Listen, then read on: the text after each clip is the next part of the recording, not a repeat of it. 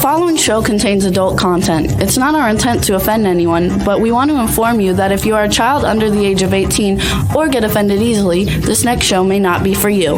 The content, opinions, and subject matter of these shows are solely the choice of your show hosts and their guests, and not those of the Entertainment Network or any affiliated stations. Any comments or inquiries should be directed to those show hosts. Thank you for listening.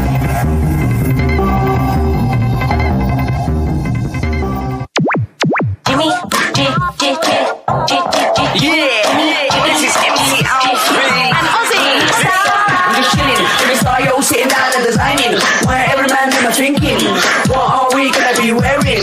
Yo, I'm a Liverpool MC, you can't test me. Big up the girls inside the party, let's get down to crazy Jimmy. Big up myself, the known as Alfie, the one and only, the Turkish MC.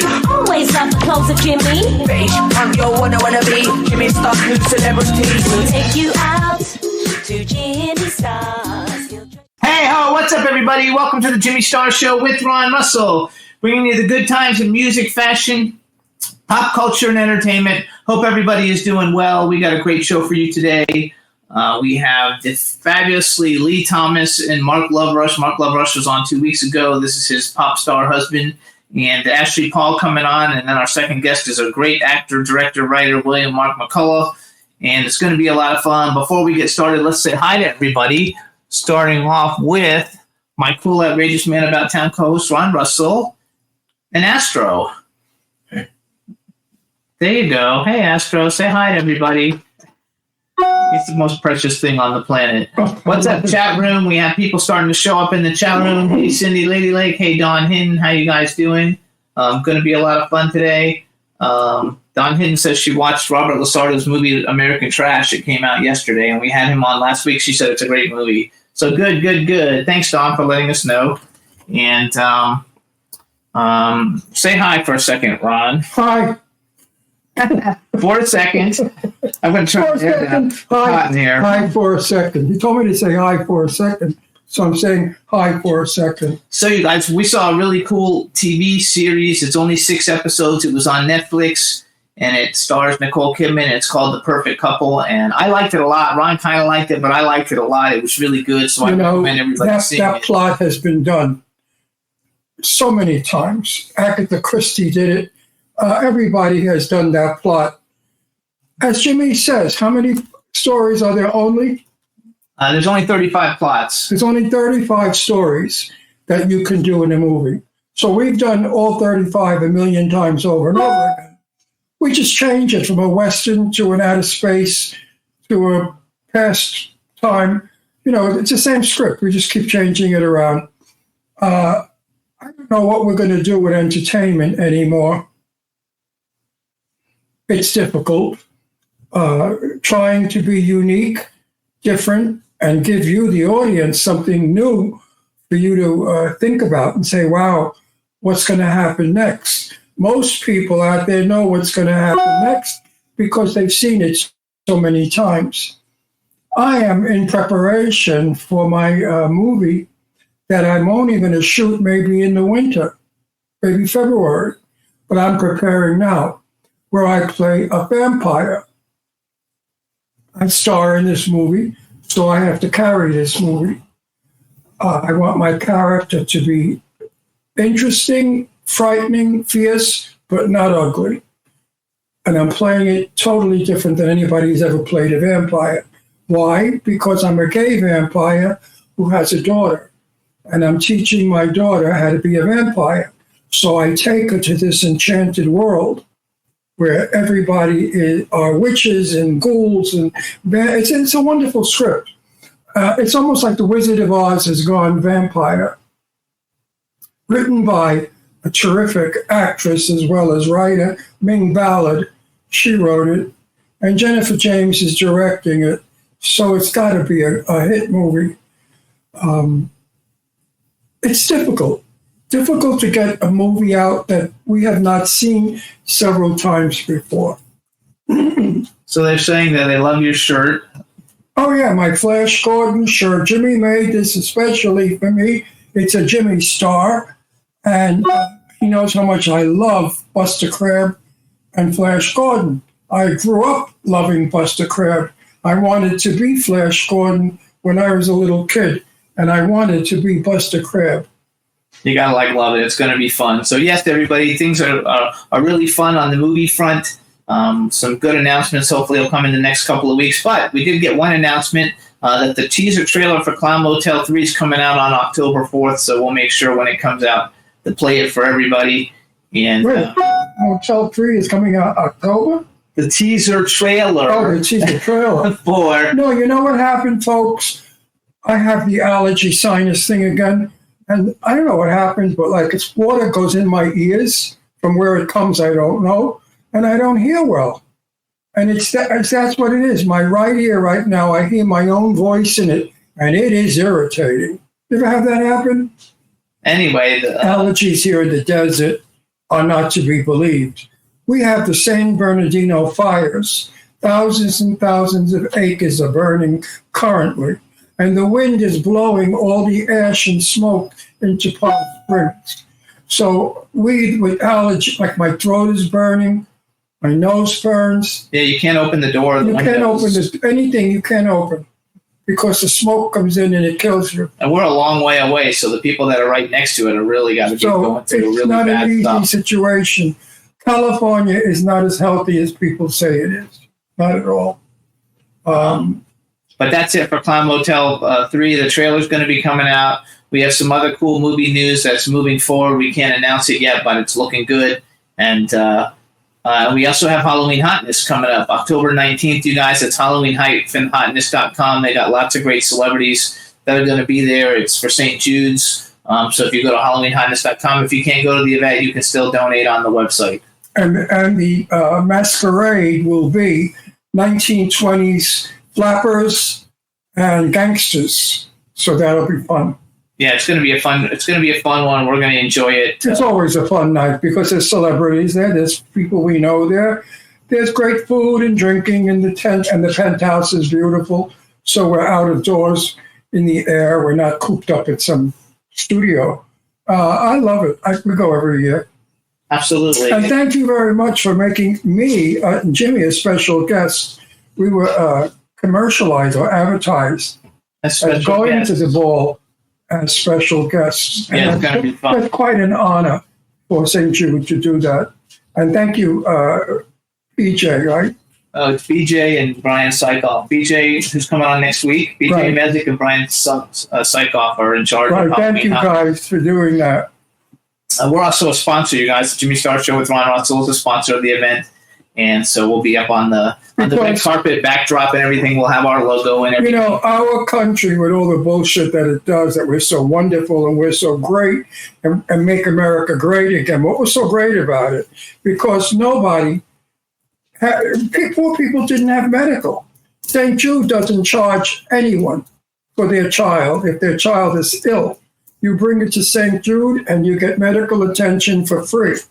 And isn't it pathetic and sad that we Americans, big shot Americans, have to beg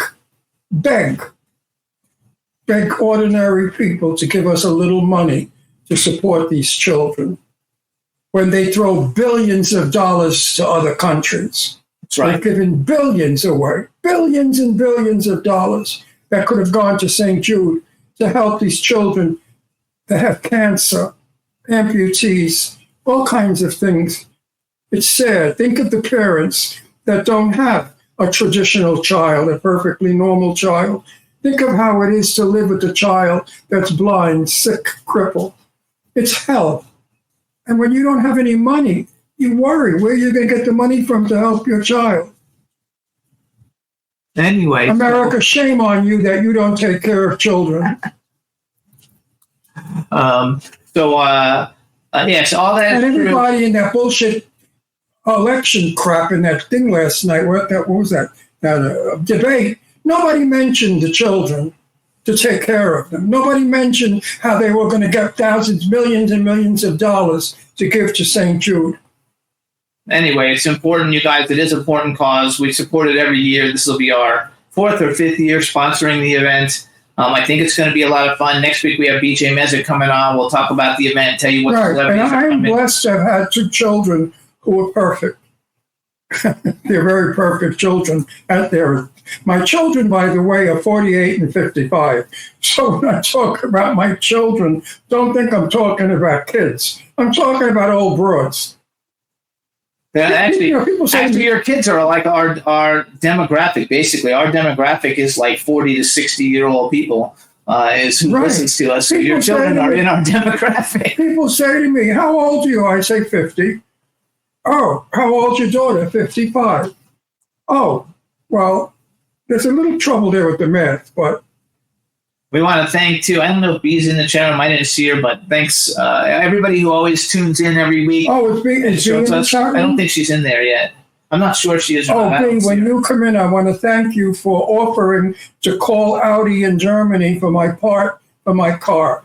But it's been done. We have been blessed by Lucas Wayne, who has come to my rescue. Lucas Wayne is getting the part, and he's fixing my car. Yes, he's actually an actor that we met on the set of Clown Motel 3, he and his wife, Mary Kate. And we took to them immediately. They're the loveliest people. And I will be writing about it on Facebook when it's being done. Absolutely. So it's a lot of fun. So we want to thank everybody for tuning in. Please check us out on Red Circle. We're also on Apple Podcasts, iHeartRadio, SoundCloud, iTunes, Spotify, Amazon Music, YouTube, obviously. Google Podcasts, Radio Public, TuneIn, Pandora, and Amazon Prime. But if you listen to us on Apple Podcasts or Red Circle's the best one. We have ads running at the beginning, in the middle, at the end of the show, and we actually benefit from it. So please listen to us on that. And if you go into Macy's bathroom in Palm Springs, they wrote a whole bunch of stuff about Jimmy on the bathroom wall. Yeah, right. Over the glory hole. Yeah. That's right. Actually, they said they're very happy about the car, so that's good. I'm very happy about my car also because, listen, Jimmy, our friend Marilyn Gladstein has the most gorgeous Corvette you ever want to see. I mean, it's red and it's brand new and it looks like a rocket. It's beautiful. And she and her husband came here for dinner and they pulled it into the driveway and Jimmy and I fell in love with it. Our mouths opened. And Jimmy said, why don't you get one? And I said, what, and give up baby? Never happened. So I gave up a beautiful Corvette for my beautiful Audi. I'm so happy that B. Claudia, who lives in Germany, said, in Germany, it's an iconic car. And the classic beauty of its built. No other car was ever built like it. It's a beautiful car. It's an Audi TT Roadster Quattro Custom 3.2 and some other more stuff. Very few were made, by the way, of this Audi model. And it's bright lemon yellow and it's a convertible with black interior. Why would I give it up? I've had it since 2004. So you guys, we have three guests coming on at the beginning, and before we have them come on, first of all, we're going to have Lee Thomas, Mark Loverush, and Ashley Paul. Lee Thomas is the significant other of Mark Loverush, I think husband, actually. And then Ashley Paul and Mark Loverush do a lot of music together, and she's a huge dance artist, one of the biggest ones in the world. Lee Thomas was in a band called Two Thirds back in the 90s, and it was a really huge band, boy band, dance band. And so what I thought we would do, since Lee's never been on the show, for an introduction, we're going to play one of his videos. And then we're going to bring all of them on, so it'll just be a minute before we bring them on. But first we're going to play Two Thirds was the name of the band. The name of the song is Hear Me Calling. Lee Thomas is the lead singer, so please enjoy Hear Me Calling by Two Thirds, starring Lee Thomas, and then we'll be back with all three of them. Enjoy.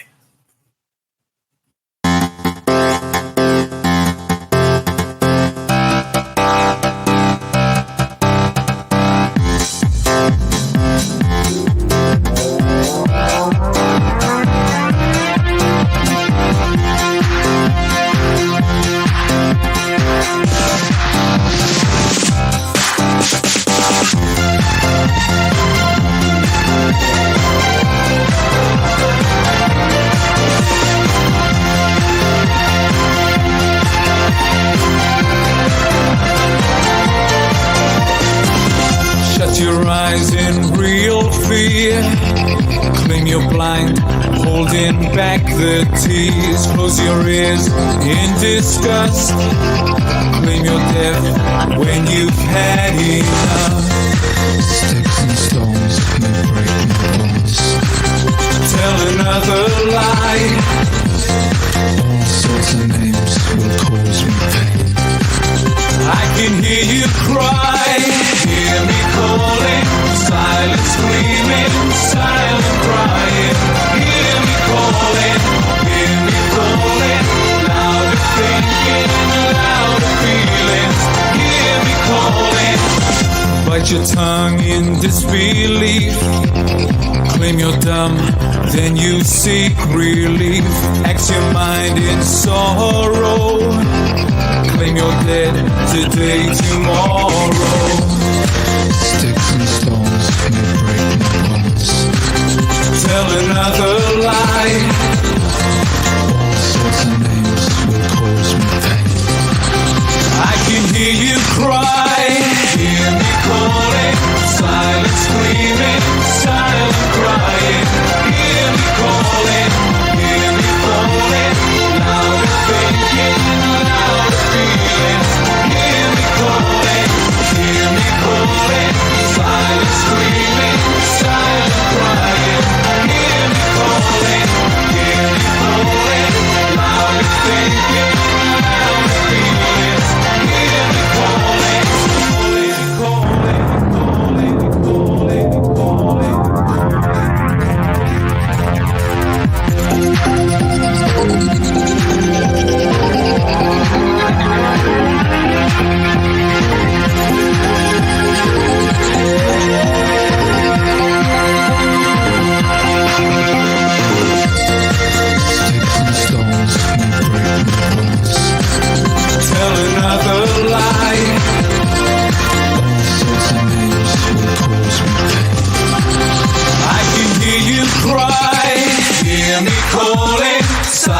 Screaming, silent crying.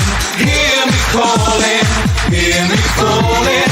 Louder thinking, louder feelings. Hear me calling. Hear me calling. Silent screaming, silent crying. Hear me calling. Hear me calling. Louder thinking, louder feelings. Hear me calling. Hear me calling. Silent screaming, silent crying. Hear me calling. Hear me calling. Louder thinking. The middle of us. Yay! Hey, everybody! How you doing? Hi. I'm dancing. I love it. So hold on, first of all, because we have never had. Okay, so we have in the top screen, you guys. We have Mark Loverush, who was on 2 weeks ago. His husband Lee Thomas, who was in 2/3, and he's the singer that just played. Hi, we've never met you. Hi. You look great. How you doing? I'm so excited. I'm a bit shy, to be honest, but I'm overwhelmed. Thank you for having me. Shy, don't screw that. And then we You have. know what? I was told you're handsome. You're not handsome at all. Boy. And I think now it's time for Mark and I to confess. We have been seeing each other and writing each other and sending each other pictures of each other naked and having great sex. And let me tell you something, Lee. You're yesterday. You're gone. You're finito. Finito. So pack your bra and panties and get the fuck out of here. I'd be happy to take a back seat. Now, what are you doing? And what about the broad down there? We don't want this broad on. Oh, we love the broad. We don't want Mark and I. It's only us, honey. It's you and me, Mark, forever. Leah, hopefully, I know you know that he's joking. First of I do. You're gorgeous. Lee knew damn well he was going to get hit.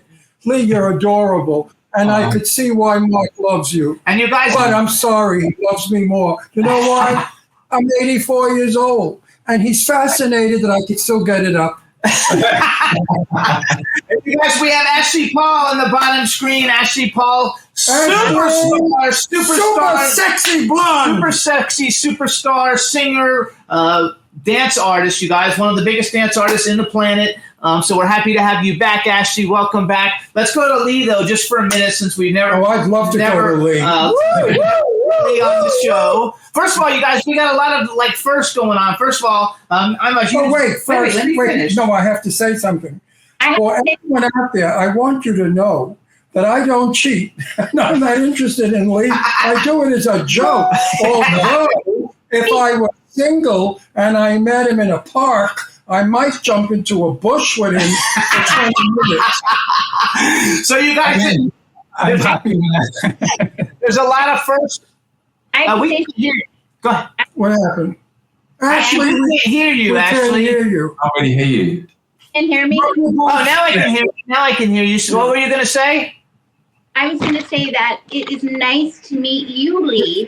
Louder. Oh, she's never met Lee. No, you two A male piece of ass. If there's such a thing as a male piece of ass, he's a male piece of ass. So hang on, you guys. I want to do a little talking. So first of all, we have lots of firsts going on. As a big boy band fan, until we had Mark and Ashley on a couple of weeks ago, I had never heard of Two Thirds. So now I'm a fan. The song that we just played was fabulous, and I don't even think that was the big hit. I think we have another one that was a bigger hit called I Want the World. I was dancing in my chair. So we have that going on with Lee, and we're going to find out more about him. And then Ashley and Mark under his brand Love Foundation, and Ashley being her own brand because she's a superstar, they have a brand new song called Dance for Your Life. It hasn't been played anywhere yet, and we're going to premiere the song here later on in the show before they're gone. So we want to thank everybody for coming on, first of all, but I want to go to Lee first, just because he hasn't been on the show before. So number one, welcome. We're happy to have you. We have a chat room for people to say hi to everybody in the chat room. Actually, I should say hi. Hi. Hi. Yeah, I think it's terrific. So you were in this great boy band. From what I read and from the information sent to me, basically, it's two backing members and you, and then you also have a songwriter. And now the songwriter, Richard Stannard, he went on and he's written songs for the Spice Girls, Kylie Minogue, One Direction, Leona Lewis. So that's about because you can't even get much bigger than that. Yeah.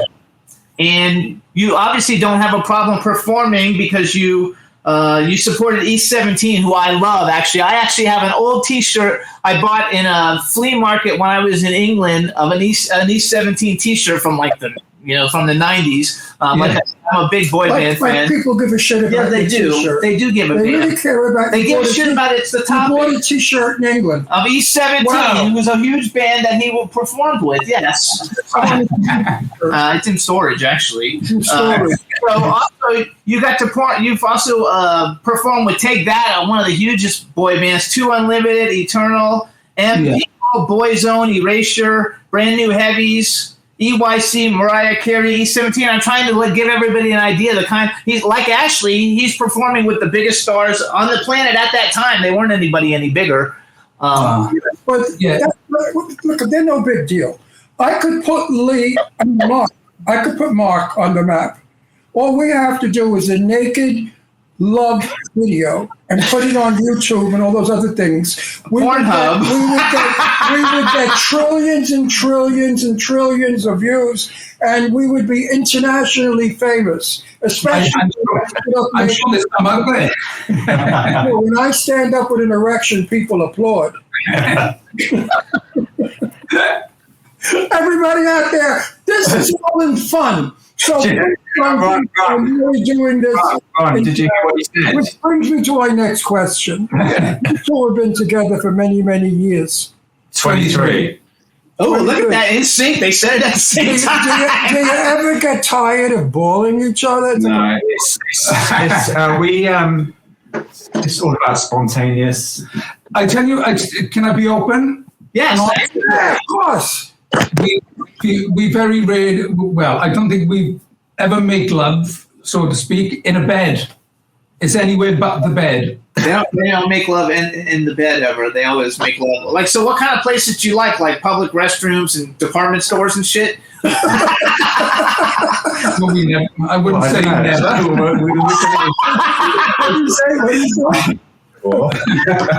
Yeah, I think we've done it everywhere, have we not? Yeah, we have. Yeah. Do you ever like have sex backstage right before you're going to go perform, or like under the bleachers or anything like that? Unfortunately, I wasn't with Lee when he was in 2/3 because I was much younger. Yeah.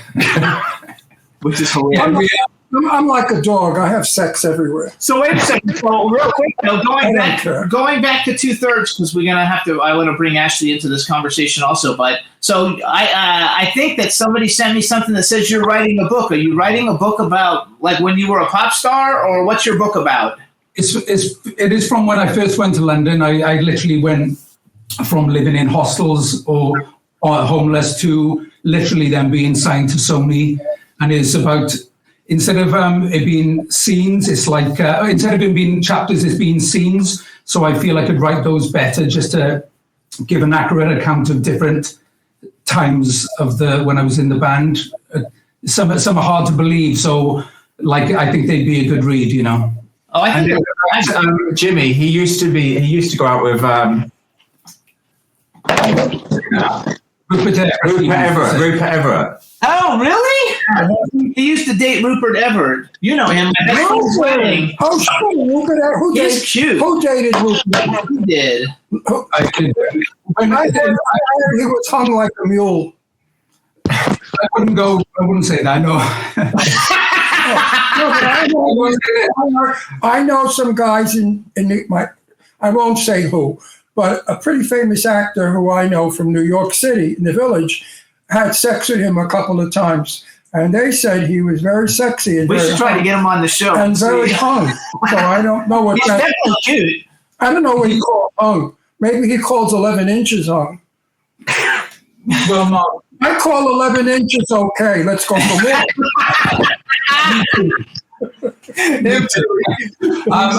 The video that you played, actually, that's when I was dating him, and he bought me that priest shirt from Rome. He was doing a film there, and I flew out there while he was filming, and he bought me that shirt, and that's what I wore in the video. And he was supposed to that night when he got in Rome to go out to a dinner party with Madonna, and he didn't go. It was with Sharon Stone. Sharon Stone. And that was in Rome, and he went to a party, and we had a bit of an argument one night, that's all, and I stayed in the apartment, and he went to Valentino's party, but yeah, I was with him for around 6 months, and he was a lovely person, so funny. And then when he saw me and him together in a club, he started hitting on me. There you go, because he wanted you. I think you guys are an adorable couple, though. Seeing you sitting next to each other. But you know what? You have Rupert. Guess what? I knew Rock Hudson, okay? I love Rock Hudson. I was very young when I knew Rock. I chased him all over everywhere. He never gave a shit, never looked at me once. Why? Because I had black skin, black hair, black eyes. He didn't like that. He would have gone for you, Lee. He liked blondes. He liked Nordic men. So actually, if you were gay, Rock Hudson would have liked you too if you were a gay blonde guy. I threw myself at Rock Hudson. I also knew Tab Hunter. I made a movie with him when I was 19. They're old enough to know who that is. And I love Rock Hudson, though. He's one of my favorites ever. I love him. Tab Hunter, in my interview, said, "How did I miss you when you were 19? I said, "Because you were stupid." I was in a restaurant having lunch with you and flirting. I almost unzipped your pants, you stupid jerk. And you just sat there eating your egg, your hard-boiled egg. So he started to laugh. So I know that Mark and Lee are actually in the UK because that's the same background as the other time. So I know you guys are at home. Ashley, where are you now? Because last time you were in a hotel. I'm in another hotel in the UK as well. Okay. Are you performing in the UK sometime soon, or you're just there working on new music? No, I've been here since the beginning of June, going from show to show, weekend after weekend, from Gloucester to Glasgow to Nuneaton to Cumbria. It's been incredible and crazy at the same time. So, are you married? Do you have a boyfriend? Do you have a girlfriend? Do you like animals? Music is my name. But like, for example, I did Calderdale Pride in Halifax about a couple weeks ago. and with Mark, and we had how many people, Mark? Like 29,000? It was about 25,000, yeah. Oh, 29,000 people from South Africa? No, in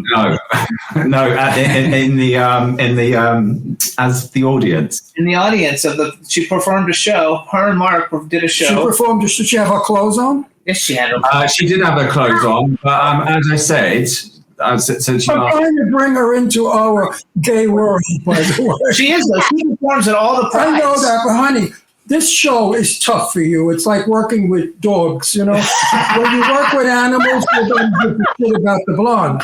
So when you got two fairies like these two faggots, you know, nobody's gonna look at you or me, the old queen mother. But I mean, yeah. I want to go back to Ashley because. But I think you're very sexy. How many men hit on you a day? I mean, I get a couple, but you know, you get a couple. I've been focused on music. So, you know. Focus on your music, but sex is important because if you get laid and you feel good, you sing better. And I also told her. When you say that, Mark? He's also right around the corner from the sex shop, so if she can't find a match. Oh, there you go. Okay, so you're running around the corner, get a blow up, get whatever you want. Have a good time. So hang on a second, because I want to I'm interested in Lee's shirt. Wait. Lee's shirt. Lift your arms. Okay, so anyway, so I've been, you know, Mark. Hold on 1 second. What kind of shirt that has bleached out armpits? It's Vivian Westwood. It's a stripe. It's got a stripe. It looks like Vivian Westwood. I love Vivian Westwood. Like your perspiration bleached the shirt. I used to be a clothing designer, and when look what I have on. That's one of my shirts I made for him. Jimmy made this for me for a price, of course. I had to buy them for 2 weeks. That's worth it. Wait a second, I want to go back. I used to be a clothing designer. I've dressed, Elton John and all kinds of people, and so when I was in England, Vivian Westwood is my favorite designer. I have some old pieces from her. They're so expensive. At least in America, it's so expensive you can't afford it. But I actually met her one day riding her bicycle to the store. This is like in the 90s probably. This is a long time ago. And it was like one of my biggest thrills ever was to meet her. She was so fabulous. So hold on. I want to go back to ashley and Mark together. Yes. Ashley, is your hair really blonde? You have a snatch patch to match? I can't hear you. Ashley, you need to come closer to the screen. She can't speak. Her throat is clogged. I know that you don't really want to see if I have a snatch patch because I'm not your type. I love you. I love you already because you play with the boys. I love you. Okay, but I do. I was actually born with red hair, and then it went blonde. And my son, I have a son. He doesn't like me to talk about him, but he's actually a ginger, and he's still a ginger. So keep the phone close like that because now we can really hear you. I have a daughter who was born a redhead. Oh, okay. Where did she come from? I wonder. You know. I had jet black hair, and my wife was a blonde. Okay, well, his dad is a blonde, was a blonde. But what's interesting is they when he first came out, my ex accused me of having an affair with the man who blew my hair in Italy. I was going to say that myself, but I didn't want to be nasty. But maybe you were fooling around, you think? Because he thought maybe it wasn't his. And I'm like, are you crazy? Maybe it wasn't. Let's hear it. Tell me. I won't tell anybody, I promise. I'll keep it a secret. I told my ex. Were you fooling around? I told my ex that the blow dry was free because he used to count. And so it wasn't free, but then he wondered, why would a hairdresser give you a free blow dry unless you gave him something in return? I wondered why my daughter Deirdre was born with bright orange hair.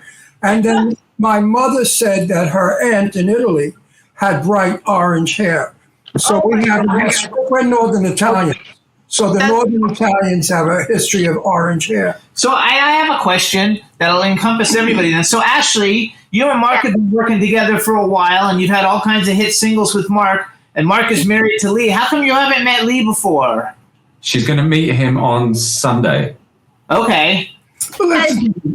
Lee's been studying for his exam. Yeah, his nurse degree. Right. And we've been every weekend, we're like recording during the week and then traveling to these places all over the UK. It's like been crazy. By the time I get back to my hotel, I just want to sleep. I'm so tired. You're not English, you're American. Me? Yes, of course, I'm very American. Where are you from? Where are you from? You're, Well, I was brought up in New York. I grew up in New York City. And yeah, I hear it. right. And Dance You Gotta. Okay. So Dance You Gotta was supposed to be Dance You Gotta Dance. And when I recorded it, I went Dance You Gotta. So we made right, Mark, we made it kind of like the American version. Yeah, which is Oh, that's it. We got Dance You Gotta, which we actually played a couple of weeks, 2 weeks ago. Mark was on. Ashley, don't you think native New Yorkers are the best people in the world? They can be. Native, not those stupid hicks that come from all other shit places and say they're New Yorkers when they sound like nasal twanging hicks. A real New Yorker like me with a Brooklyn accent, I have an accent that goes back 100 years. So that's why they hire me as a hood all the time. Wait, my accent. Where in New York are you from, Ashley? New York City.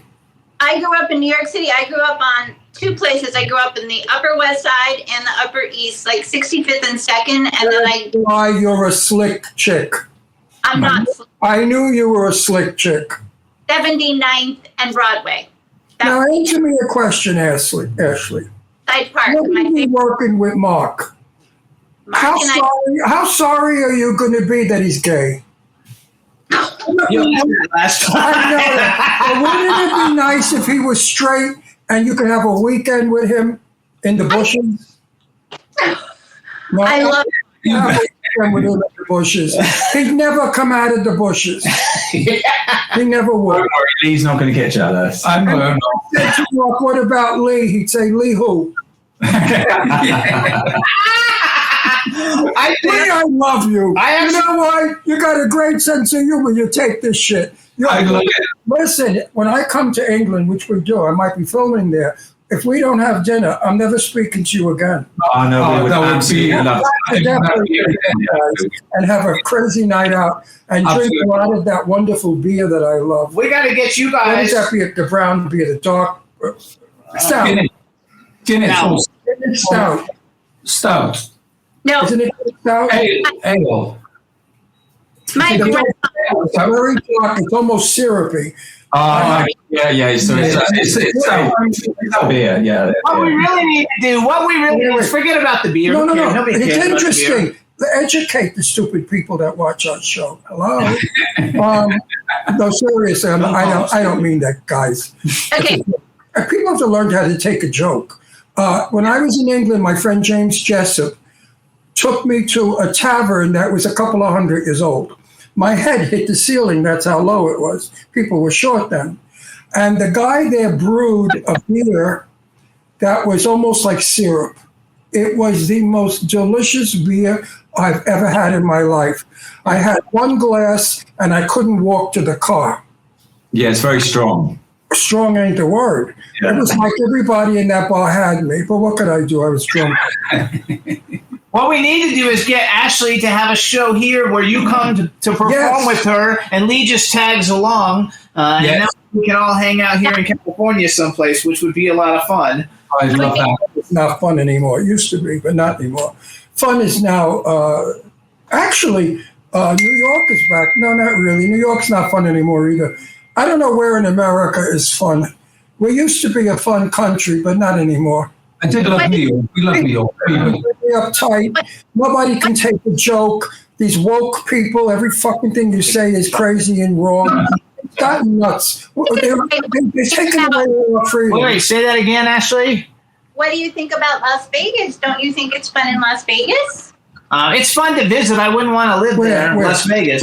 Oh, Vegas. It's kind of trashy, though. The people are kind of trashy. Listen, I'm an old bag. I'm 84 years old, all right? I remember Las Vegas in the days when I wore a tuxedo to the casino and my wife wore minks and gowns and hairdos, eyelashes, Everybody was sensational. Now everybody's in tank tops and Caesar's flip-flops. Palace, you couldn't get in the casino if you weren't dressed right. Caesar's Palace was très elegant. It was fabulous. Now Las Vegas, Tank tops, shorts, it is flip-flops. a zoo of jerk-off. Baby carriages, the smell of the baby shit is in the carriage, and they're too busy gambling to change the kid's diaper, and the stench of shit is knocking the hell out of 5 people. You think they care? No, the world, where was we're it? not elegant anymore. I'll put something in it to close it. No. Where is it where it said the meek shall inherit the earth? Well, they sure did. The Bible somewhere, right? Anyway. The meek shall inherit the earth. I want to go back. So first of all, Wait, Lee, you're a natural blonde or you're a bleach blonde? Natural blonde. Yeah, it's not. Blonde. Does it look blonde? He was right. You're very handsome, Oh, thank you. but you're not my type. Oh, so you pulled away from me when I went to give him a kiss. Honey, that's because he knows after I kiss you, there ain't nobody kissing you. My kisses will send you to Shangri-La. so Leah, let me ask you a question. Do you, being that you were like at such a high level in the pop culture musical scene, and now Ashley's doing the same thing that you used to do you miss that at all? Because I also read someplace that you in 2007 you redid one of your songs and it was a huge hit. Like, any interest in coming back and trying to do what you used to do along with what you're already doing? It's the performing side that I'm not that good at anymore. I don't feel like that. My confidence all went for like as I got older. So I enjoy the writing side, making videos, that kind of thing. But the performing thing, when we did a show in Malta, he literally had to kick me out.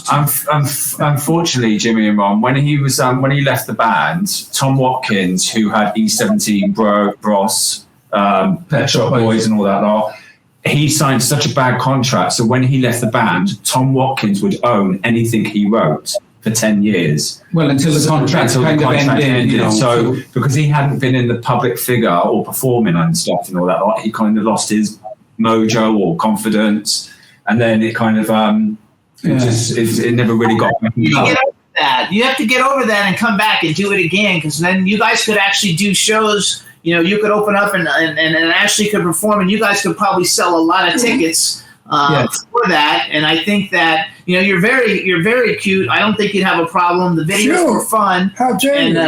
Don't you dare! And I think that you should come first to release some songs. Well, let me say something. Let me say something here, because my word is gold. Gold. Today, you keep laughing. I'm going to tell everybody your tits are fake. I want to say something. Listen to me. Today's music, hip-hop shit, is for the morons of the earth, okay? It's trendy, it's today, it's cool. Your music is for everybody. I'm 84, I was dancing in my chair to your music. You can do that for me, you're good, okay? That's the kind of music. Your music is forever music. You too, Blondie. Your music is forever music. It's not going to be in and out. Thank you. You should totally be coming back.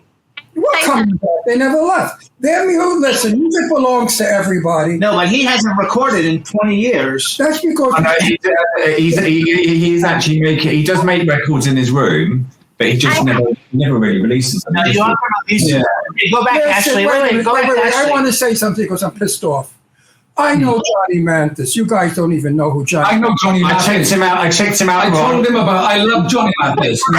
Ron, I checked him out and I like him. Oh, yes, I love him. I love him as a human being. I love him as a person. Yes, that's him. You got it. He is kind, gentle, and wonderful. He's the loveliest human being you want to meet, and you hear it in his voice. I was talking about him to somebody, and they said, "Oh, that old guy with that old music." I wanted to punch this person in the face. You fucking asshole. What's old? He's 90 years old and he sings better than you stupid jerk. That you got to yodel I'm going to get you. I'm going to do it. I'm going to get the fuck out of here. Go back to Harlem where it goes. All right? Knock it off. This is not you need to release music. You need to release and music. your music is in the same category. It goes, it plays, it's good. Which we're going to talk about Let's not next. put age and time on it. Let's not say you're having a comeback. That's bullshit. You never left. You just relaxed a while. That's because Mark wanted a lot of sex, and I understand. You had to service him. I am very demanding. Very demanding. So let's go. And I hope you like a little Let's go back. fast and spicy. So now, Ashley. Oh, go ahead, Ashley. I just wanted to let you know. Wait, that watch this. I love how Mark. Okay, quiet. Go. What? Go, Ashley. I just wanted to let you know that I'm actually opening for E17 this weekend on Saturday at Darby Track. That is the coolest thing ever. What happened? She's opening for E17 this weekend. What's E17? It's the fucking band that I have the T-shirt from that you weren't paying attention to. E17 is such a great band. The other band I was thinking about too, who I liked a lot, even though I'm not a drug person, was Blazing Squad. I love Blazing Squad, but I like DeBarge. I love DeBarge. DeBarge. Yes. Love DeBarge. Yes. You know what? I hear their song. What was the famous one? The song. Rhythm of the Night. Yeah, Rhythm of the Night. I hear it now, and it's as new as it was 30 years ago. DeBarge will never age. Okay, hang on. Go back to Ashley. Go, Ashley. I was just going to say that, it says it's going to rain in Cardiff tomorrow. Okay. I was going to say that the songs that Mark and I did together, Dance You Gotta, Dance for Your Life, which we want you to hear, and Hearts Up is what I'm doing tomorrow. We're going to be doing those when we open for E17. So I'm really excited about that. Well, I want to say congratulations, first of all. I would be so excited to meet them. It wouldn't even be funny, so it's very cool. And you're good.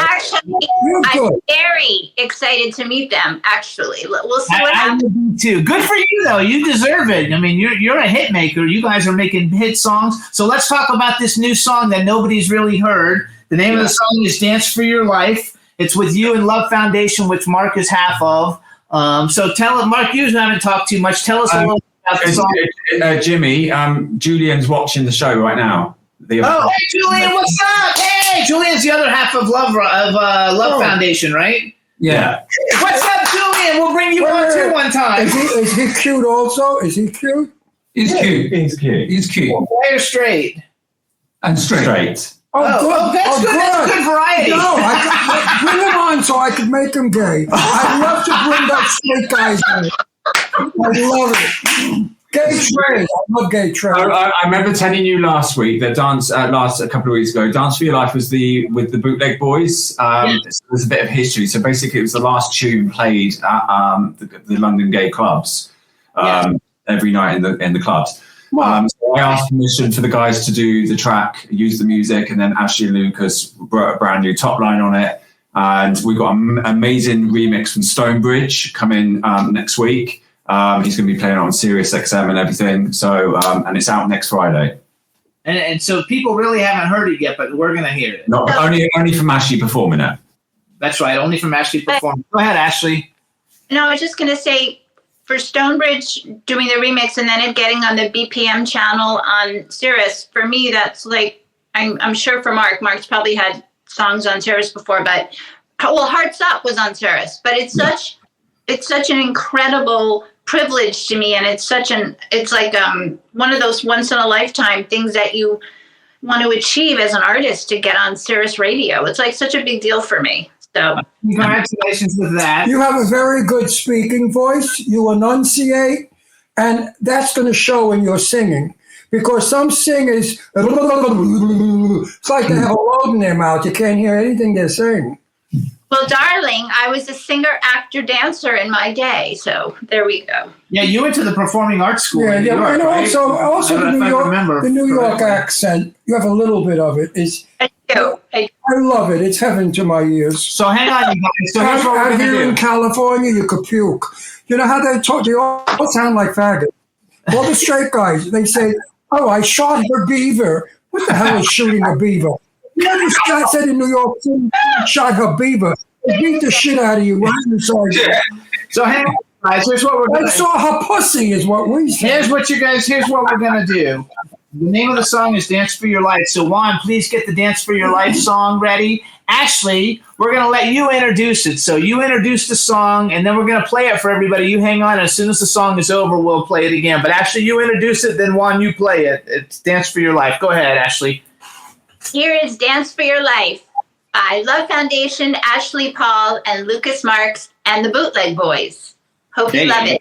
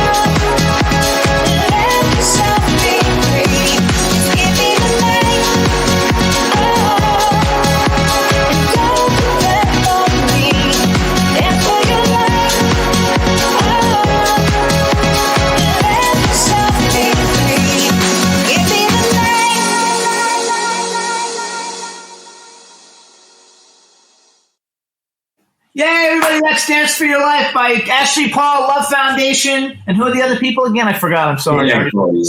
Boys. That song is going to be a hit. When it started, I thought, I can't dance to it. The very beginning. I was trying, there's a 3-rhythm hit there. So my feet then found it. When the music came in, the boom, ba boom, then my feet found 3 beats.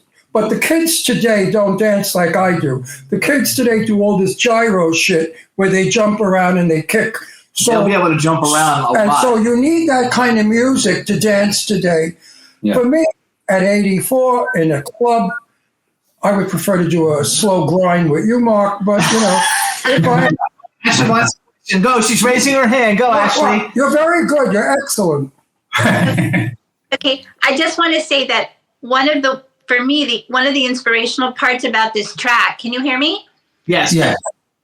is that, I have like a lyric book where I'll have 2-word sort of ditties, so to speak, that I have. Some of them I have for years, and I've always wanted to put them into tracks, different things. And then I'll come to a session and I'll say, oh, this feels like we could use this or this. So this was the first track I got to use 2 different ditties that I've been wanting to use for years. And one is the first words in the song are gold. Gold dusk is who we are. That's gold dusk. So that's the first word. And then the first words of the second verse, miracle energy. Miracle energy. Like that's, to me, so inspirational to feel that there's energy in the air that's miraculous. Like we always hope for that. Anyway, I just had to share that. I love it. So I want to say, I don't blow smoke up anybody's butt, you know that, and I don't really give a shit. But if I like it, I say I like it. If I don't like it, I just move on to the next subject. I like it. I wish I had the energy to dance to it. Maybe I could do a little bit in the beginning, but I couldn't do the whole song because you need a lot of energy. That's the radio edit, so I'm sure the other edits are a lot longer. It's definitely going to be a song for the young kids in the clubs. And I know the gay dance clubs are going to love it. Yeah. Live Foundation just did an extended version that's fantastic. Unbelievable. So here's what I think. My turn. Yeah, but I have to say something to Mark. My age comes up a lot. Mark, I want to know, have you ever had a fantasy of making love to an 84-year-old? Yes, say it. Yeah, well, who? Him. Yes, you. He said Lee. Ooh, That was funny. Oh, look at me. I'm caviar. What it is because you every time I message you, you never respond. He's obsessed with you. He talks about you all day. He doesn't check anything. He doesn't. I think we both getting obsessed. You know what? I am so not into the media shit. If I have, I have so many people on. Right, I have people.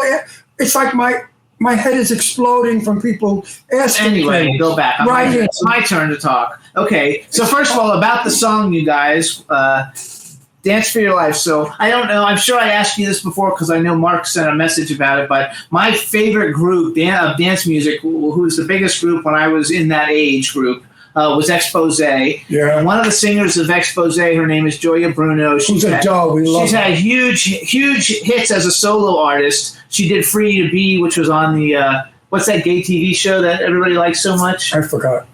Anyway, there used to be this gay TV series that was super big here and in the UK. I think there was. The one that Kate Gill. Yeah, that one. Queer as Folk. Queer as Folk. She had on the Queer as Folk soundtrack. We know her personally. As a singer, she's a dear friend. She's been a friend of mine for 25 years. And she is absolutely the best of anybody. Sweetheart. My point being that out of all the people that sing and everything, she's my absolute favorite singer. I have all her demo tracks that she's ever recorded, and I have everything, and I love it. And that song very much reminded me of some of the dance stuff she did, I would say which is a big compliment to you, Ashley, because I'm talking about she's my favorite singer of all time. And you brought back little waves of energy, making me think, oh my God, these are reminds me of the days when, I would dance to Joya Bruno songs and stuff. So I think it's going to be a huge hit. I think you did a fabulous job on it. I'm sure the extended version is probably 5 or 6 minutes. I would pass out too. I wouldn't be able to do that either. You have to be 19. Thank you. Compliment. I love Expose. Yeah, they're fantastic. And you would love Joya. You know my favorite song that Joya does? For Your Eyes Only, the James Bond song. From the James Bond. Better than anybody in the world. Her voice is phenomenal. What song did you say? She did it For Your Eyes Only. It's For Your Eyes Only. It's private. She didn't do it as a dance group song. She did it as a ballad. It was never produced or put to the public. I have it because she did it and gave it to us. But no one has it, but we do. It's phenomenal. And we love her. But my favorite singers, and don't laugh at me, is Peggy Lee. Do you know who Peggy Lee is? One of the Fever. Jazz singer. Yes, Fever, yes. A jazz singer who knew how to do notes. She knew how to work music. I loved Johnny Mathis, of course. Frank Sinatra, not too much. He was a faker. He bluffed singing. he was more personality than song. My day, we had some of the best music, the music of the 40s and the 50s, Glenn Miller. You people should learn from these great artists of yesteryear. I would like to see a group come forward and do Glenn Miller's In the Mood today. Today's idea of what it could be with lyrics. I think it would be phenomenal. I'm against age, as you can tell. Ageism is the worst prejudice of all. Yeah. Because you're old does not mean you're over. You're inadequate, you're no more. What is old is vintage. Vintage is today.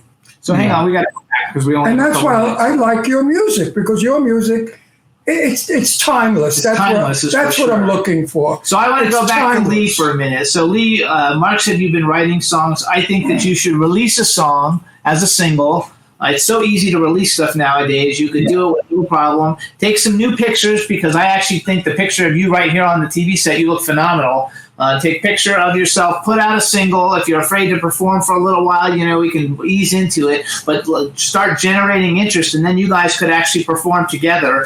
And I think that you could easily, I'm a publicist, it's easy to flip all that stuff. What, I think you could sing? What about Ashley?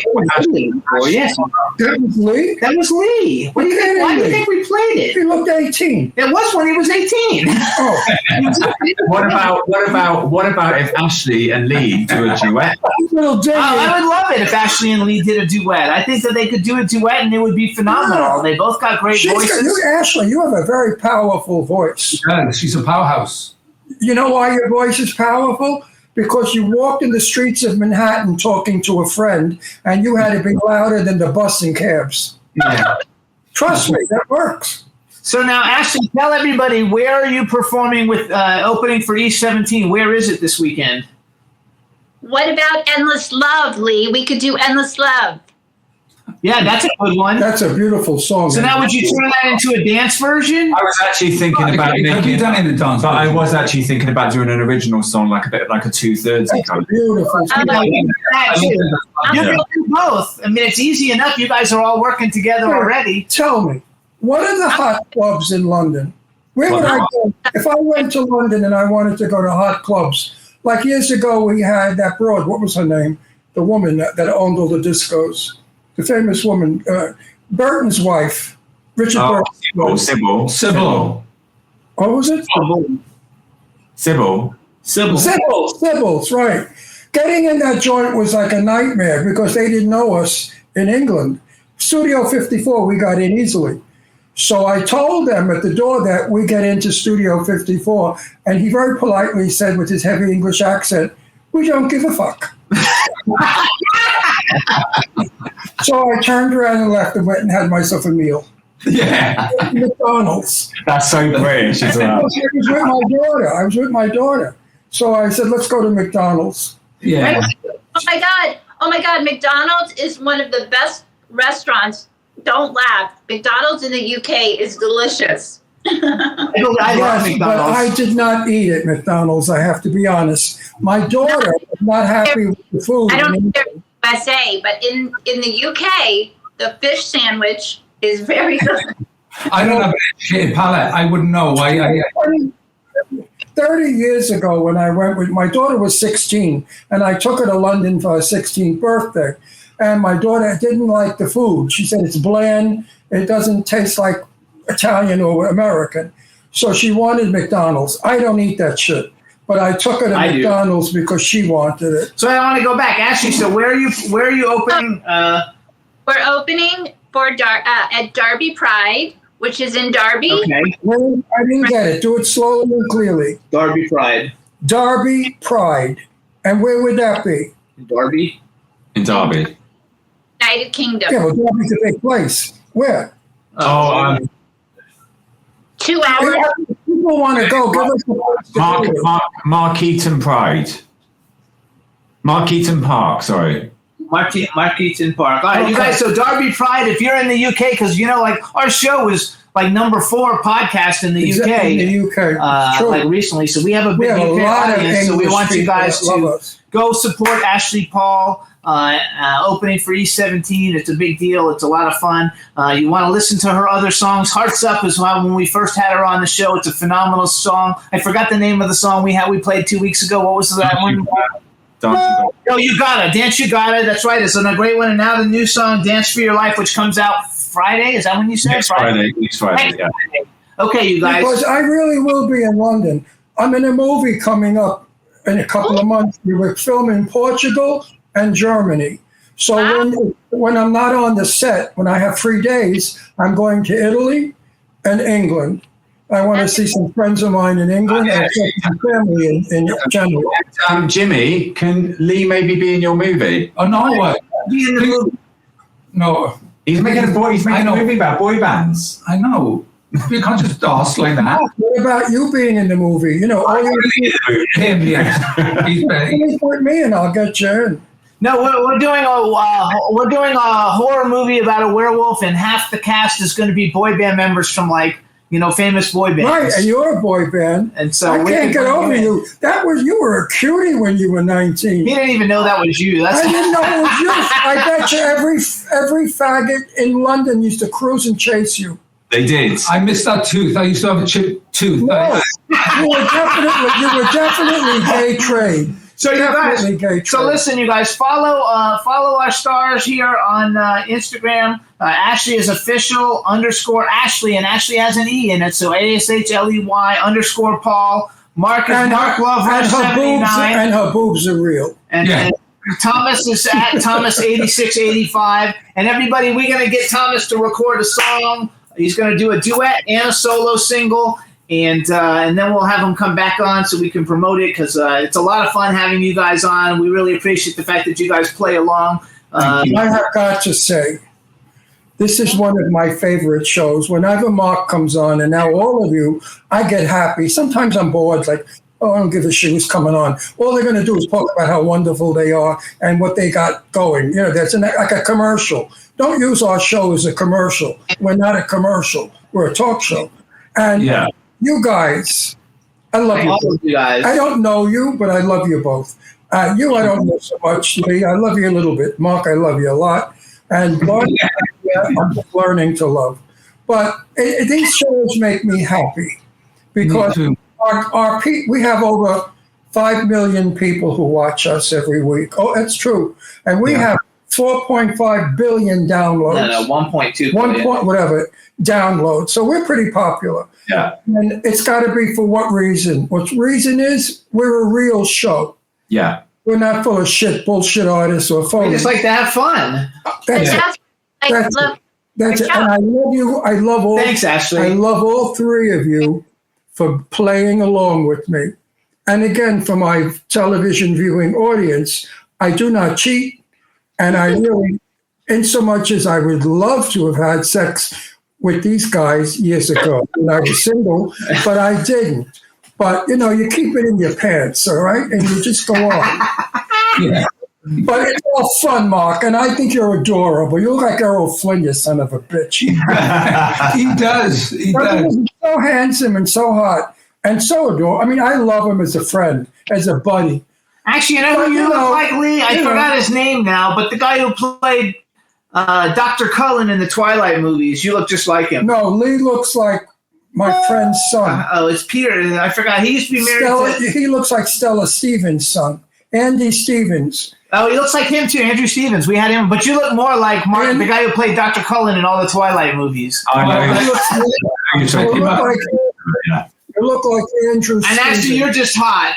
You have a look all your own. You're so talented. We want to thank you guys for coming on the show. We have another guest coming on, so we got to go. So we're going to let you go. But everybody, listen to their music. Check out their music. It's a lot of fun. And if you want to see, the other 2/3 song, "I Want the World," just plug it in on YouTube. I need to know: is that gay bar still in London where they had the sawdust on the floor? The King's Head or something? The Queen's Head? Somebody gave head. No, I don't think so. Oh, it's gone? Yeah. It was the oldest gay bar in London. It was back like turn of the century. The Queen's Head. The Queen's Head. I think the Queen's Head there. Queen's Head? Yeah, that's there. That's still there. It's still there? Yeah, it's there. there. Oh, I love that bar. I want to go to that bar. We'll take you for a drink. We'll meet you there. Yeah, we'll meet you there. Take a drink. It's a great bar. Nice people. All right, you guys, we gotta go because we've got Take another care, guest coming fellas. on. But thank you so much, you guys. Hearts up. And Blondie, Bye. you're adorable. You're a New Yorker like me. We can't be beat. We are winners. And have fun with these 17. All right, you guys. Bye-bye. See you next time.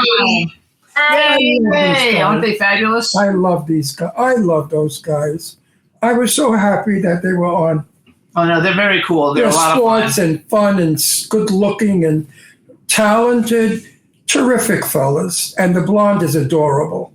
All right, you guys. So now I was going to do a music thing, but I don't know that we have that much time. So instead, what we're going to do is bring on our next guest. So let's bring him in, Juan. Let's see if we can see and hear him. Hello. Oh, another cutie. Oh, my God. Shit. I'm so sorry I'm gay because all these good-looking men I have on the show. If I was straight, I'd have women on and do the same thing. But I'm not going to tease you because you're too intelligent. You're a producer, director, actor, writer, every other fucking Hang on, let me thing, do right? an introduction. So, all right, everybody, now we want to welcome to the Jimmy Star Show with Ron Russell. I don't know if he's a producer. Do you also produce? I do.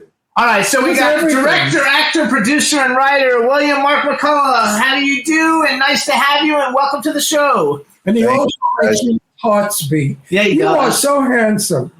You really are handsome. You know you're handsome. Well, that's very sweet of you to say. I appreciate it. No, you've never So- been told you're handsome. So, wait, this is my cool, outrageous man. Wait.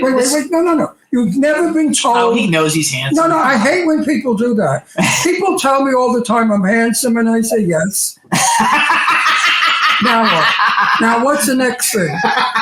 You know, I don't play a lot of characters that are really considered handsome. I play a lot of scarier dudes. So I actually No, you could Yeah, be, he's a badass. you could be a leading man any day. Oh, he's a bullshit. leading man. He's just a No, bad guy. no, but you could be the romantic lead. If I were casting, I would cast you as a romantic lead that'd be because you fun. have that little boy sweet face that all the women love, that innocence. Yet So anyway, there's a devil in there. So this is my cool, outrageous man about town co-host Ron Russell. Say hello to William. Do you go by William? Willie.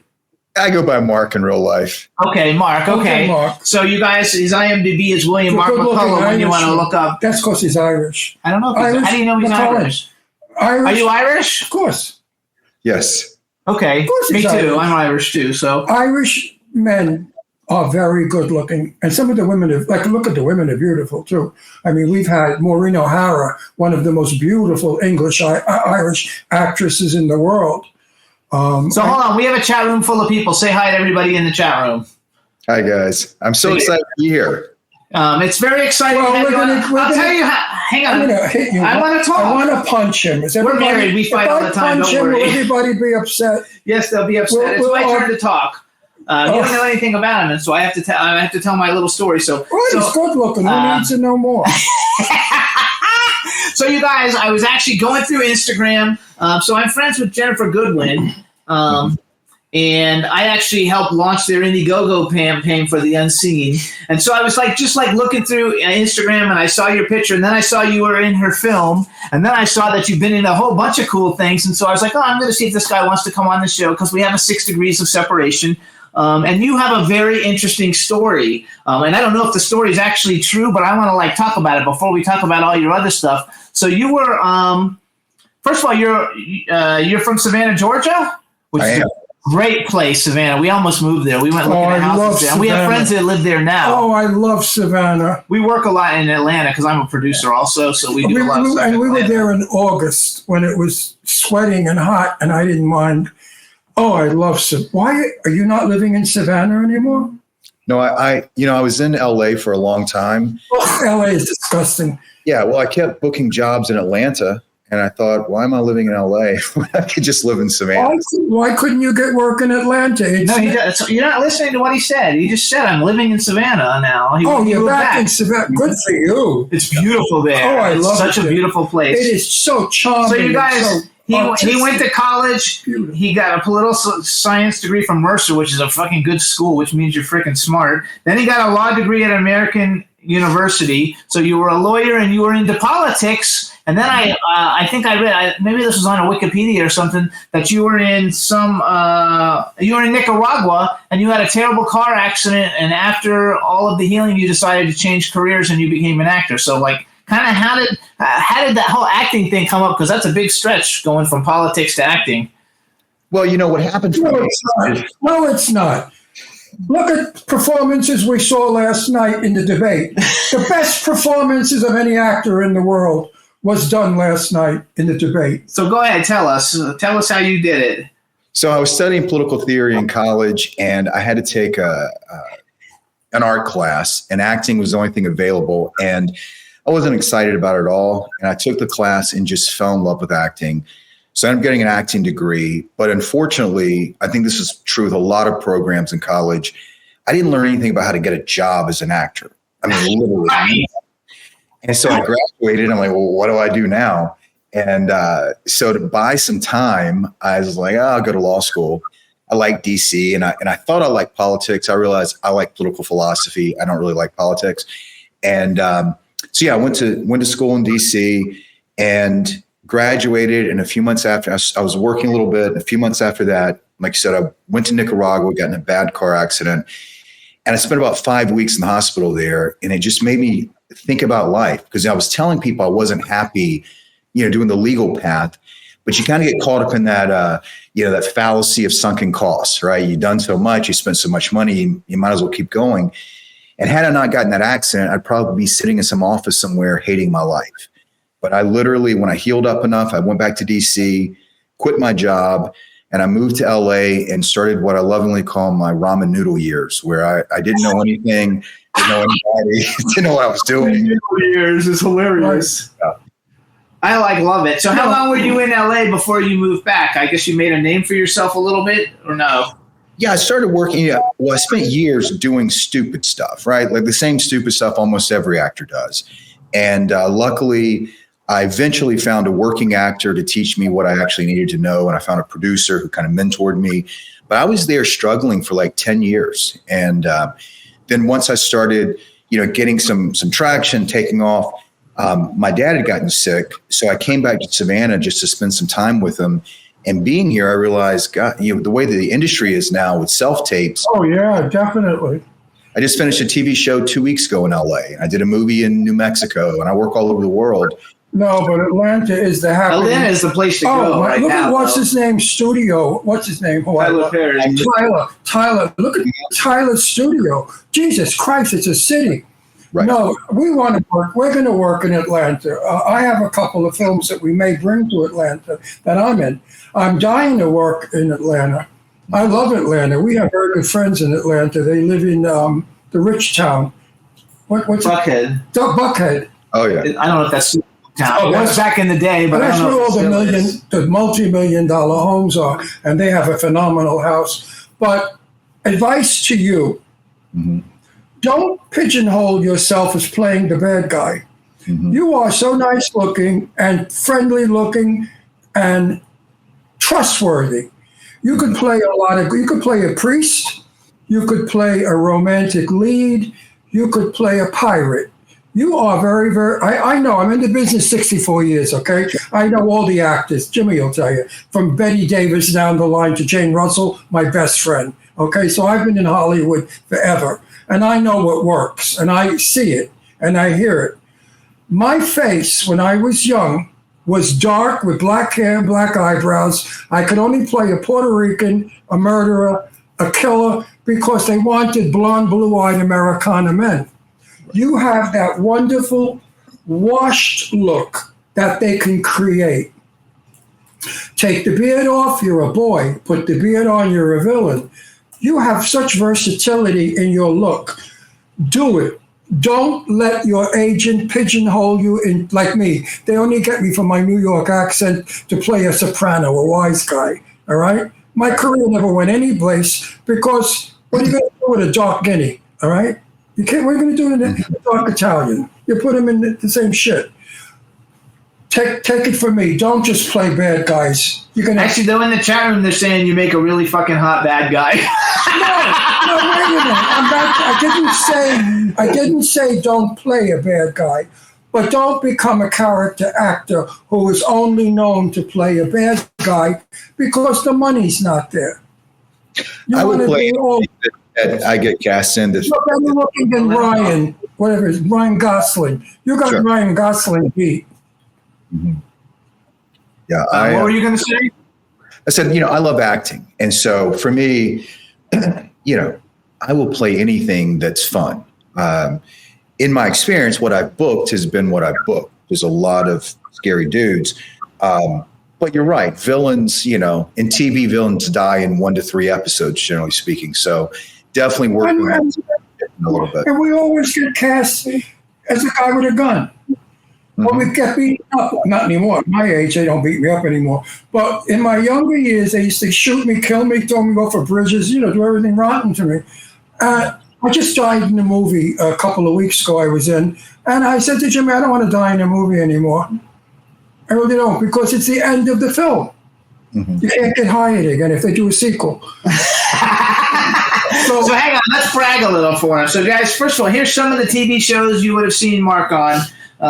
Manhunt, Sweet Magnolias, The Resident, I love that show. Quantum Leap, Cobra Kai, we're really good friends with Sean Kanan, who's in Cobra Kai. The Walking Dead, Swamp Thing, LA's Finest, The Gifted, which was one of my favorite shows ever. I love that show because I like superhero stuff.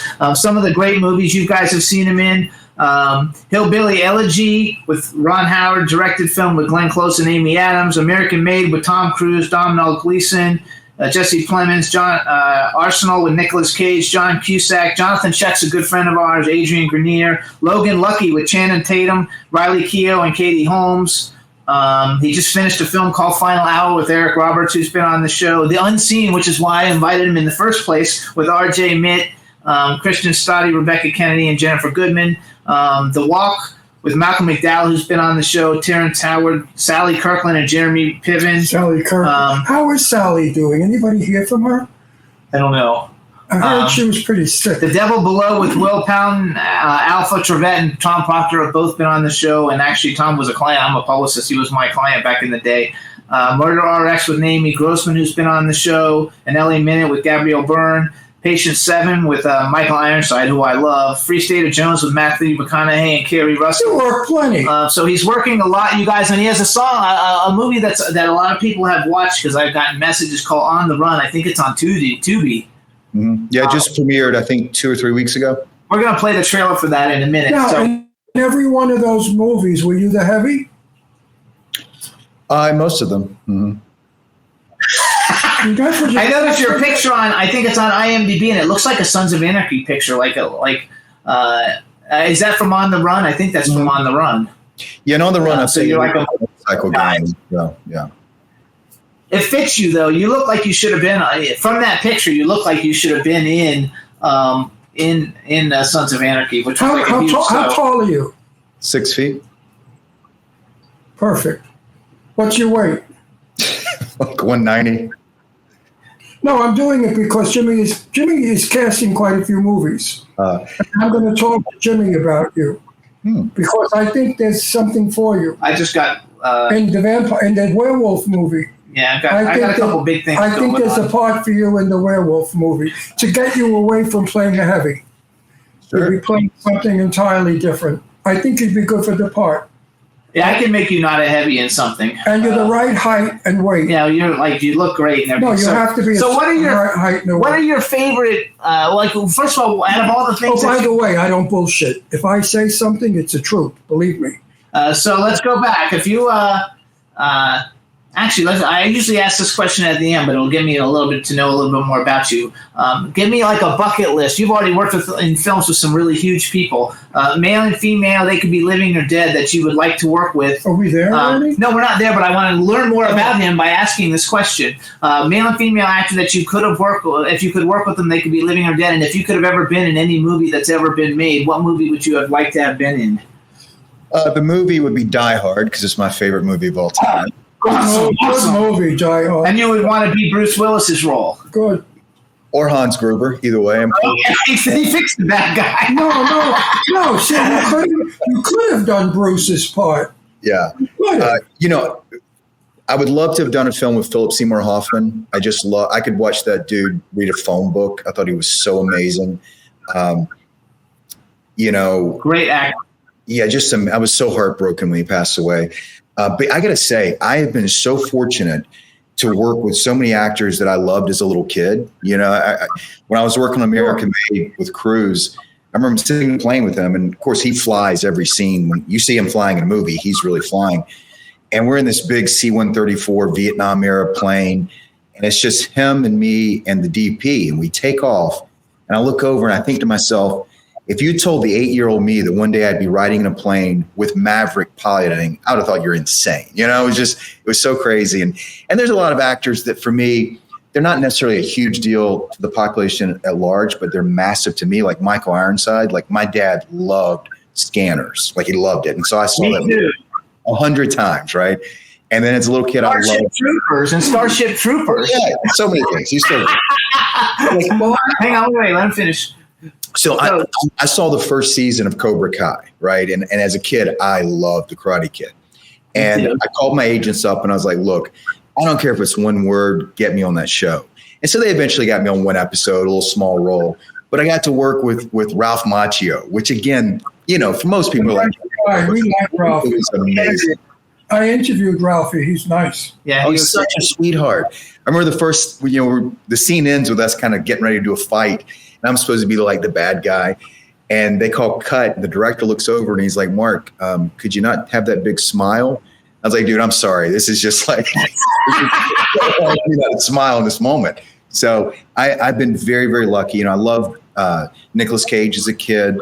Like some of my all-time favorite movies were Nick Cage movies. So I feel if I never booked another thing the rest of my life, I've been so blessed to work with so many actors that I just worship as a So what season of Cobra Kai are you on? What season were you in?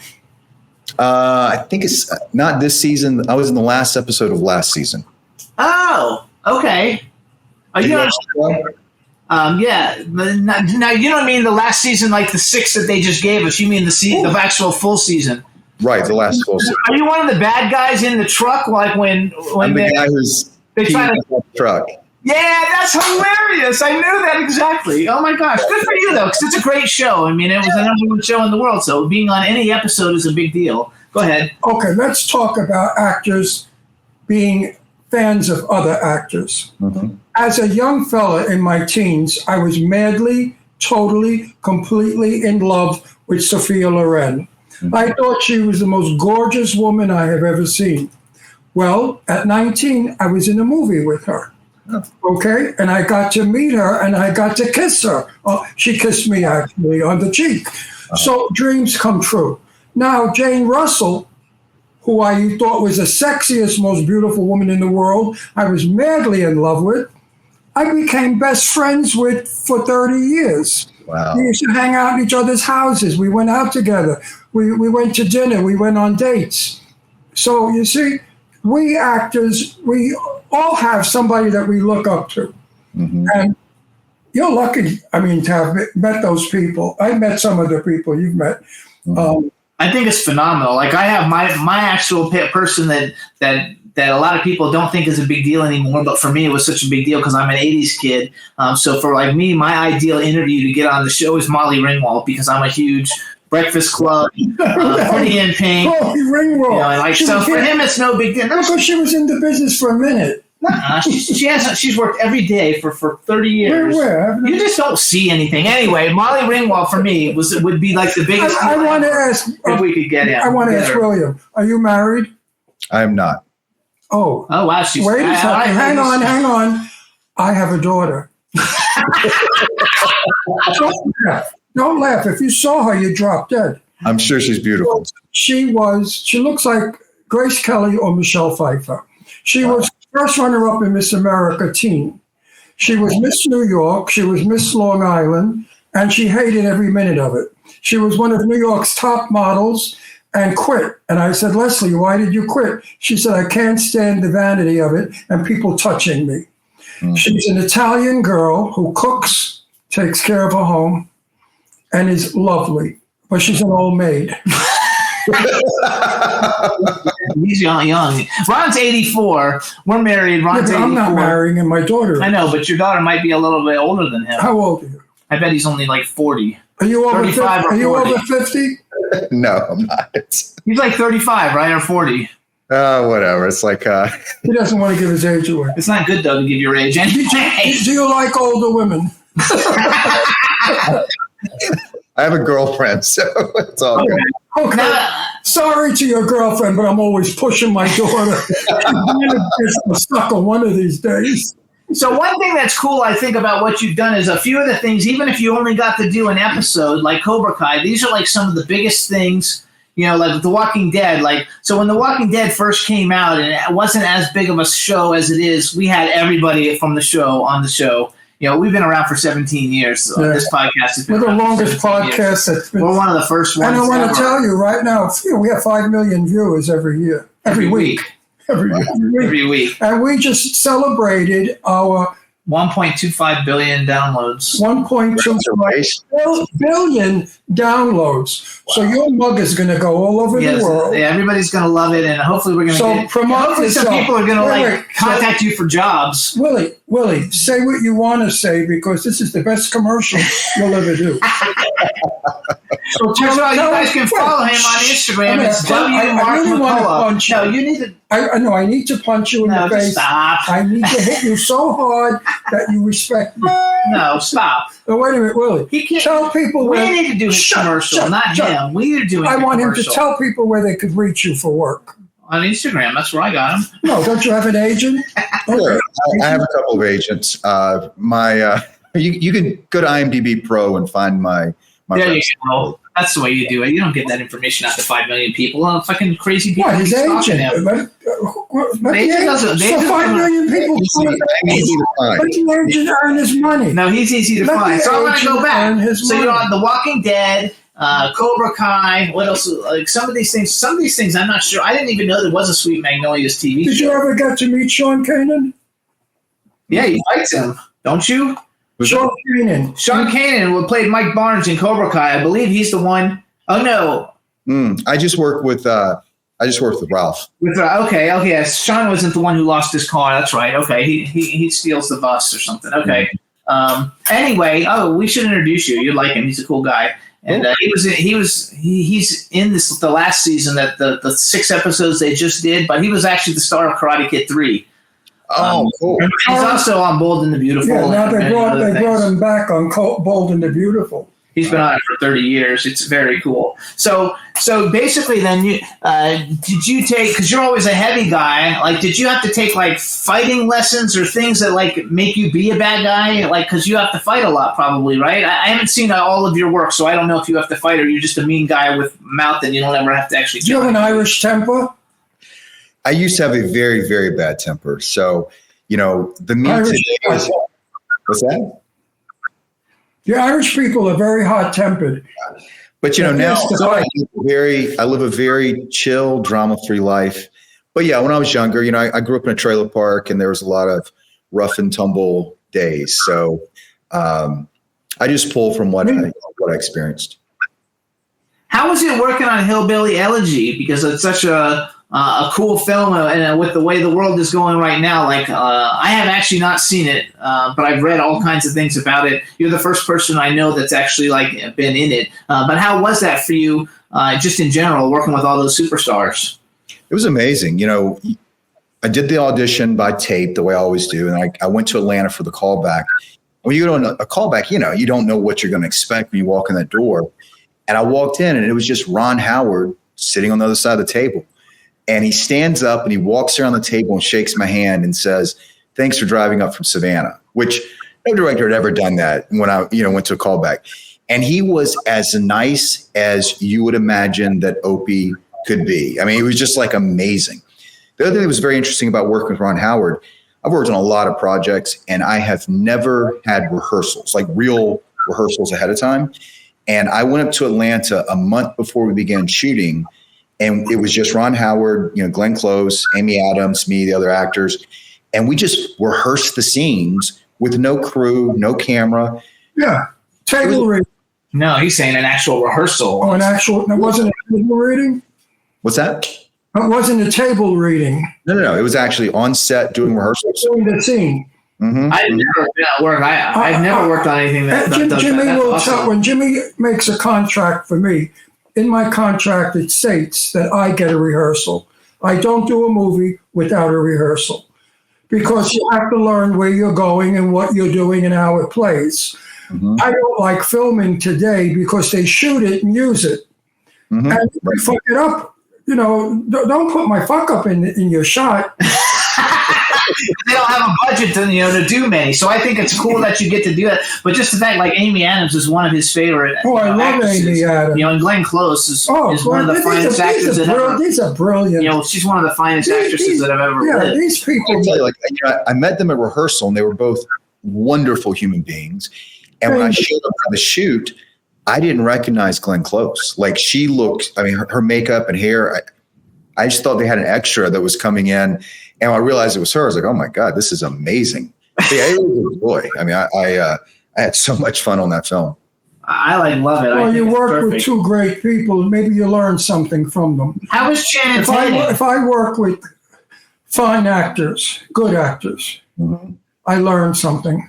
Oh, yeah, absolutely. Channing Tatum was the most down-to-earth dude. Oh, Channing Tatum. I just asked him what his name was. Like he had gained a little weight for the role and had a beard. And he walked up to me and he calls me my character name the very first day I'm on set. And I just thought he was like a local actor because he looks so different from what you're normally seeing. But he was so cool and down to earth, and he just made everybody feel good. He laughed, he joked. And Steven Soderbergh was brilliant. Like that dude shoots 8-hour days. And I remember when I wrapped, I went up to him and I said, Steven, man, this is amazing that you're able to get these days done with 8 hours. And of course, he's like the camera operator. He's the director. He's doing everything. And he looks at me and says, if I can't be the best, I might as well be the fastest, which that's so cool. But it was a fun one too. He is one of the best. Oh yeah, absolutely. Have you ever heard rumors about an actor that you'd be working with as they are difficult and they are not nice? Mm-hmm.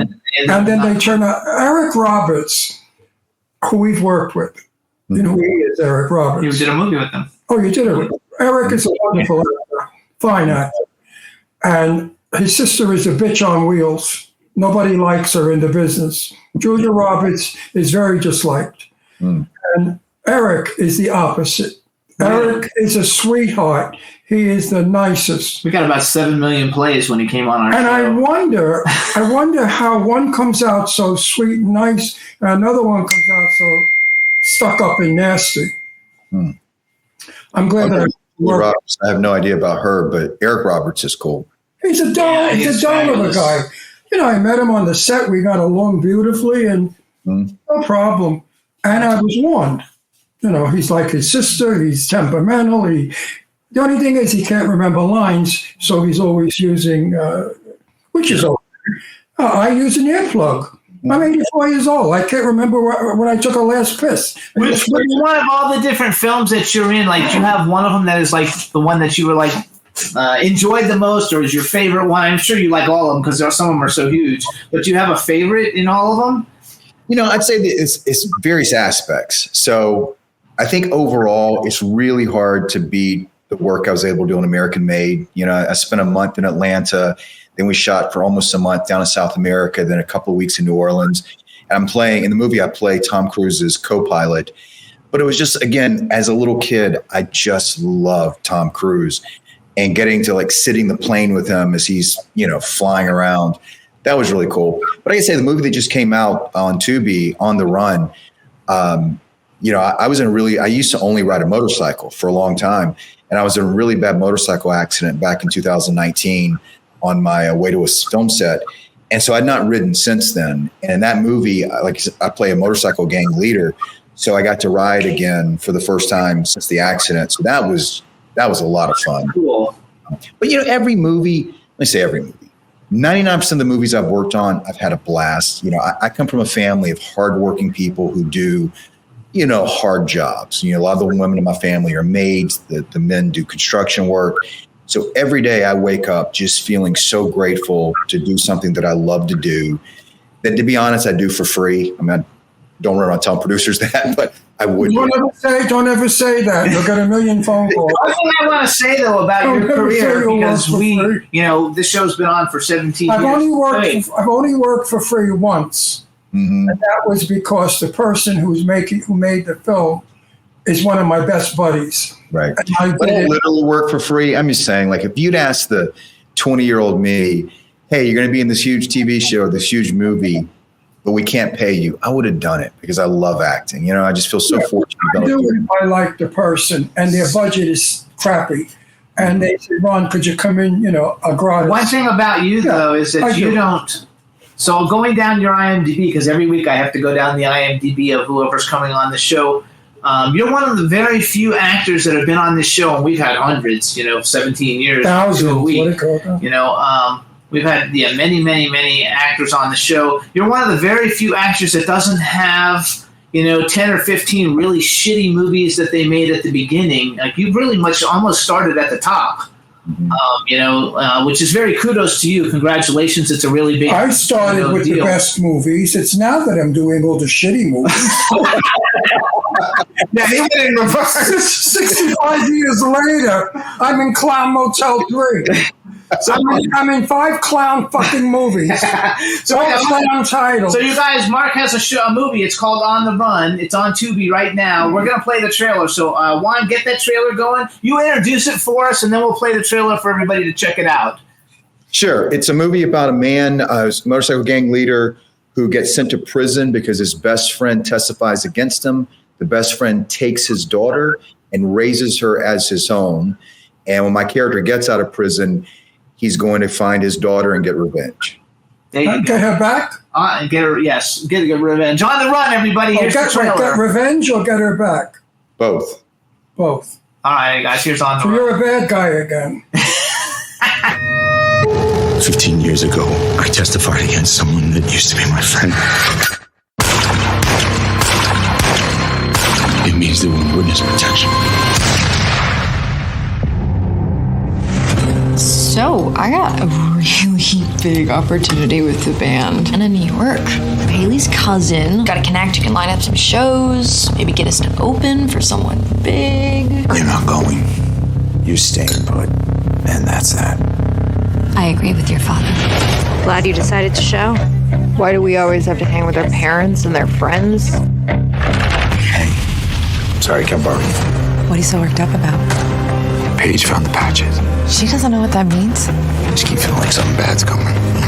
Nothing will happen for at least another year. Relax. I'm gonna take back everything you stole from me all those years ago. Someone in the agency didn't want me knowing Vince got out of prison. No one breaks the code. You can't come back from that. He just wanted you to be safe, okay? Well, that didn't happen.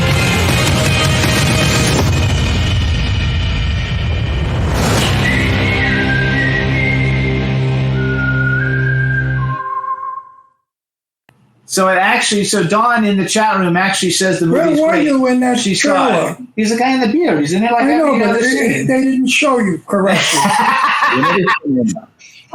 They never show me, I would have objected to it. Oh, like you have any choice. No. If I were he, I would have said, listen, let's do a close-up of how handsome I am. Because this way, women will watch the movie. They're already watching it. They loved it in the chat room. It's currently the most liked film on Tubi. Yeah, it's the #1 film on Tubi. But I didn't see your face in the trailer. Watch the movie. You'll see my face plenty. Good. Everybody watch it, you guys. It's called On the Run. Everybody's got Tubi. We watch it every night. Congratulations on that one, because you're basically like the main character besides the two girls. And the plot sounds good. Looks off. Yes, it looks awesome. Sounds like an interesting plot. It's a good movie. And again, you want to give us a little teaser? How do you get her back? A lot of bad things happen in that movie. I mean, are you forcefully getting her back or lovingly getting her back? You know, he's forcefully getting her back. But I got to say, you know, every character I play that's called a villain, always have to figure out a way in my own mind to make them the hero, because no one moves through the world thinking they're a villain. But this one was easy for me because the dude's daughter was taken, you know, and his best friend testified against him. So I think if you watch this film, yeah, he's technically the villain, but I think a lot of audience members understand where he's coming from and kind of side with him a little bit. Totally. He wants his daughter back, and he'll do whatever he can to get her back. Right. That's understood. I mean, and being evil about it, maybe the people that have the daughter are the evil ones. Exactly. You know, it's an interesting plot. I will watch your movie. I think you'd make a good, like, Bruce Willis in a Die Hard kind of thing, though, because a lot of the films that you're doing, several of them are like kind of action, you know, films. So obviously you like action films. Well, I have a bulletin. Guess who's going to play the next James Bond? Who? My sweetheart, Jason Statham. Yeah, I saw a thing that I love Jason Statham. I love his work. That's his favorite. He doesn't really like the action movies, but he likes Jason Statham. You know why I love Jason? He doesn't do anything. He doesn't speak. He doesn't move. He stands there and he tells a story. When an actor can do that, to me, they're the best actors. He likes it that he beats up 50 people in 2 No, minutes. I think Jason in James Bond is going to show us that he can act. Yes. Instead of just beat 20 people up in a room. Mm-hmm. I'm happy about it. You could have been a James Bond, too. Well, I don't do a very good British accent, so that probably wouldn't go over very well. No, I said you're very versatile looking. You're not character. You're not Chinese. You're not African. You know, you're everybody. You could be anybody. Sure.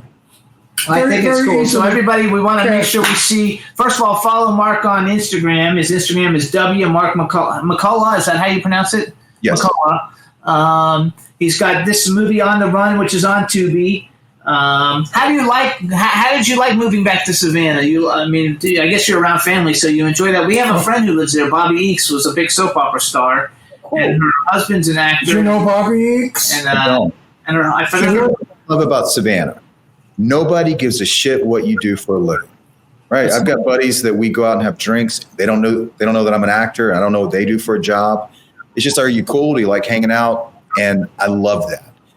It's just a very chill, relaxed place. And I travel a lot. I think this year I've been out of town probably 5 months working, but this is a great place to come home to. You know what I find interesting about Savannah? You're very south, extremely south, but yet you do not have a southern accent. No one in Savannah speaks like they all down south. You know what I'm talking about? Right. So I'm from Florida, so he has an accent. I'm from Florida, and we. I have an accent, Brooklyn.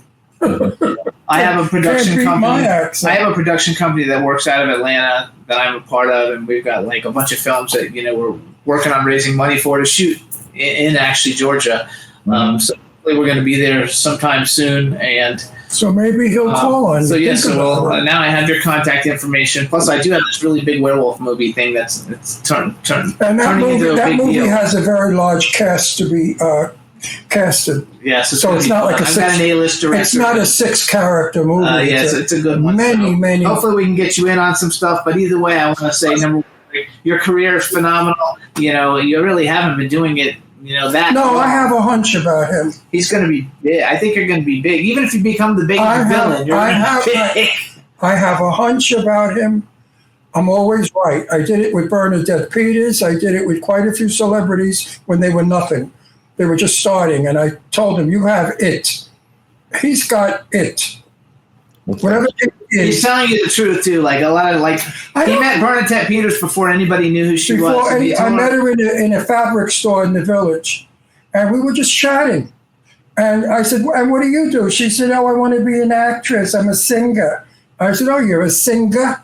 With a New York accent.